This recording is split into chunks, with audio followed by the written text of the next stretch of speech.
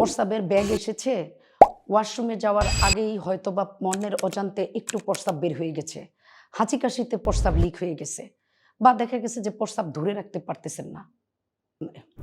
এর কারণগুলো কি? এই কারণটাকে আমি ৩ টা ভাগে ভাগ করতে চাই দর্শক।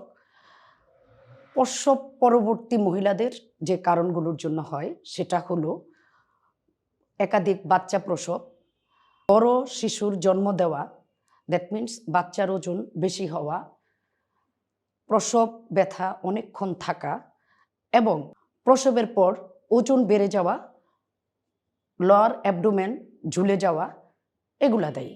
এবং বয়স্কদের ক্ষেত্রে যদি আমি বলি, যাদের মেনোপজ হয়ে গেছে, ওজন বেড়ে গেছে এবং দেখা গেছে যে হরমোনাল ইমব্যালেন্স দেখা দিয়েছে বডিতে, লং টাইম ডায়াবেটিস আছে, তাদের হতে পারে। মাত্র যারা 12, 13, 14, 15 বছর বয়স, তাদের একটা হেভিচুয়াল হইতে পারে। আরেকটা দেখা গেছে যে এখন বাচ্চারা অতিরিক্ত ওভারওয়েট থাকতেছে, কোনো ফিজিক্যাল অ্যাক্টিভিটির সাথে জড়িত না বা স্পোর্টস না, খেলাধুলা করে না, তাদের কোর মাসল একদম উইক থাকে, তাদেরও এই ধরনের প্রবলেম হতে পারে।